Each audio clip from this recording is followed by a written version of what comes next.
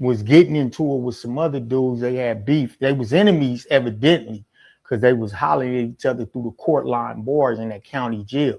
Court line cell. If you know about that, you know what I'm talking about.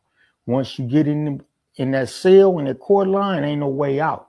You go through them bars. So it was a dude coming up in there, and I'm in there, you know, and about 40 people up in there, all brothers, and you know, because they keep all the blacks in one cell, all the Hispanics in one cell, and the whites in one cell. So it was all brothers in there. So, you know, dude was hollering at somebody like, man, what's up, my nigga? You know, he's like, man, I want to head up fade with you, but don't jump me, because he had homies inside that court cell in that tank. So he was like, on my mama, nigga, if you come in here, it's going to just be a head up fade. Ain't nobody going to jump you on the hood. And they putting it on their hood. And dude believed him and went up in that court line cell, man, and squared off with the one dude. And they was doing their thing. You know, they getting down. Beep, beep, beep, beep, beep, beep. But he was whooping on boy, and then somebody else came out of nowhere and hit him. Bing, he turned on him, get the whooping on him. Bing, bing, bing. There's two dudes now fighting this one dude that came up in the air that was supposed to get a head up fade. He getting him, another one come and knock him out, man, from the side. Knock him cold out. And when he knocked him out, he fell. He was snoring. I ain't never seen nobody snore. Like they sleep. And the dude walked over him, man, and he swung and he hit him and woke him up out of his sleep from snoring. And he woke up. When he woke up, bro, he knocked him out again. Boom, put him right back to sleep. Took his pants off, bro. His fucking LA County jail pants. And everybody in this motherfucker watching, bro, I'm thinking to myself, like, what's going on? Is somebody gonna stop this? I don't bang, my nigga. These niggas bang. I mind my business. I'm a non-affiliate. You know what I mean? So I you know, I can't be getting into that type of politics. You know what I mean? But I'm sitting here in my mind, I'm praying for this brother like, God, somebody help this dude. Somebody. Nobody, bro. Even me, man. You know, that's fucked up. But took his pants off, bro, put a glove on his hand and went up in that man's butt, man, with a glove on in front of everybody, bro, out of disrespect. And I never seen no shit like that, man. And it was terrible, man. That shit was the worst shit I ever saw. And it was brothers doing that shit to another brother. That's what make it even worse. Like, man. Yeah, that's awful, bro. Yeah, that was terrible. And then when he did that, no, what happened was he did that. He was out again. He put the glove on, went up in the man, and then took it off. And the man was trying to come around, was crawling on his knees, man. And the dude, like a football, bro, kicked him right in his mouth while he was on his hands and his knees out. He was like, ugh. And when he kicked him, it was all over. Like, bro, I don't know what happened after that to that man. He was out. The police came, and I never heard nothing from that brother again. I don't know if he was. I know something had to not be right for him to experience that type of shit, bro. That was the worst shit I ever seen in the pen, and there's nothing I could have done about that, bro. On my mama, I'd have probably been a fucking victim up in there in that cell. Worse, because I didn't, you know, bang. You know what I mean? But yeah, that was the worst shit I ever saw as far as that. Damn, man. Yeah, man. Damn, that's how he. Yeah, I've talked about this a little bit. You know, stuff like this really does happen. It happens. It really does happen. They will humiliate you. You know.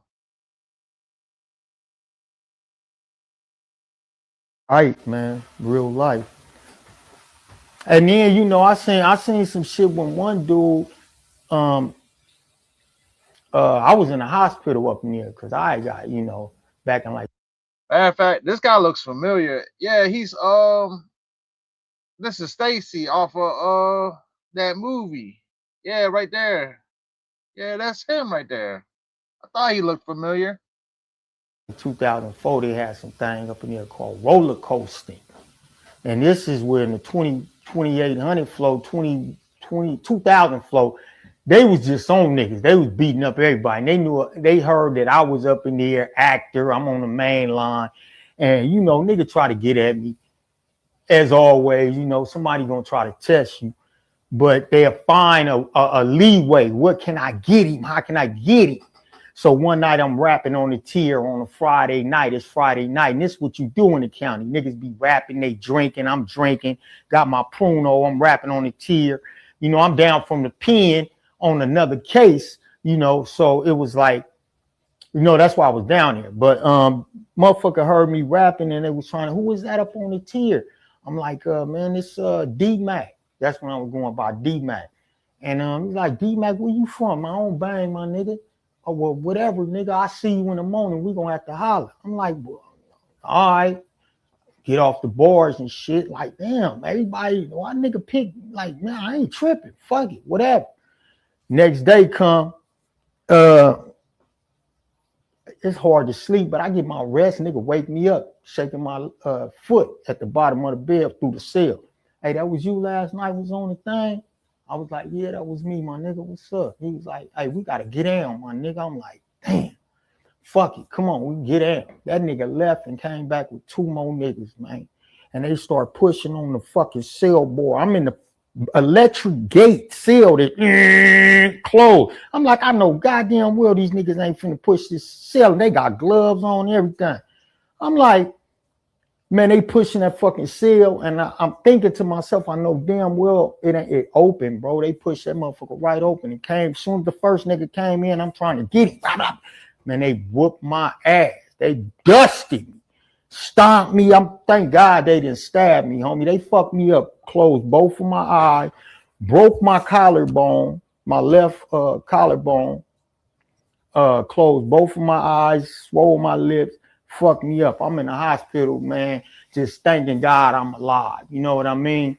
And I met another brother that was in there, man, a Hispanic dude. And he just happened to be like my hospital neighbor, and he up in there, man. I'm like, man, I'm thinking I'm fucked up.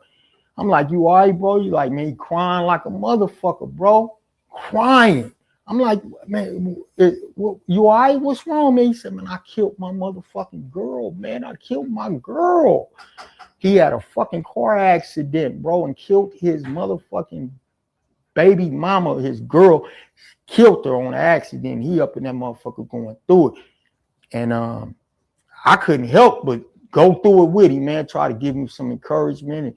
But, man, that's some terrible shit, man.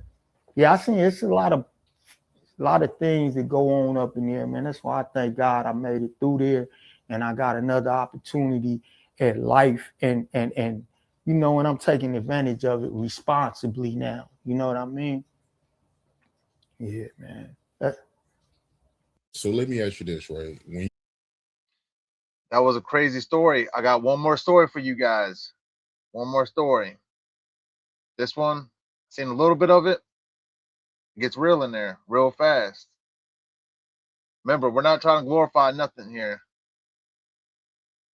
By 2 guys. So the cell doors open every 15 minutes. During chow lines, the doors are automatic. They open every 5 minutes, the doors open during chow.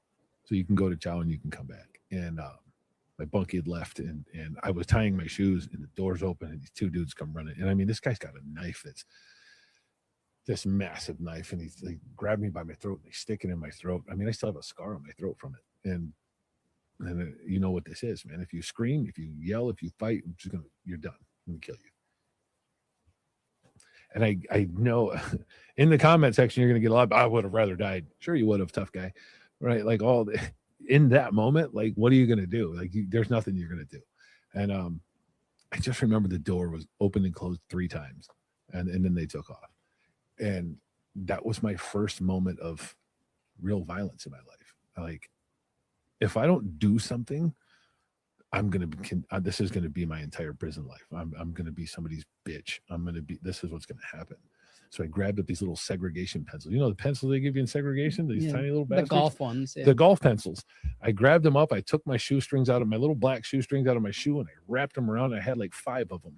And I went across the hallway when the door opened again, and he's standing across the hall. And I walked over and I was like, hey, bro, I just want you to know that I'm not going to tell anybody. And he looked at me with this look of, and I just lost it. And I just started stabbing him in the face with these pencils.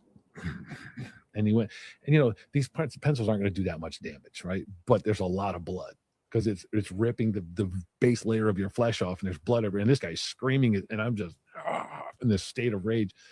And then you hear the keys jingling. I got up, darted across, and of course, as soon as you do that, all the inmates basically are building a wall for you because they're all standing around watching it, like, oh.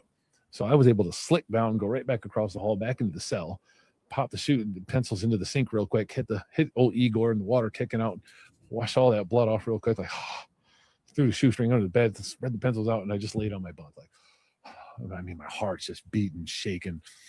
And then you hear the other guy, it's CO, he's kicking on the door. I need to lock up, man. That guy's gonna get me too.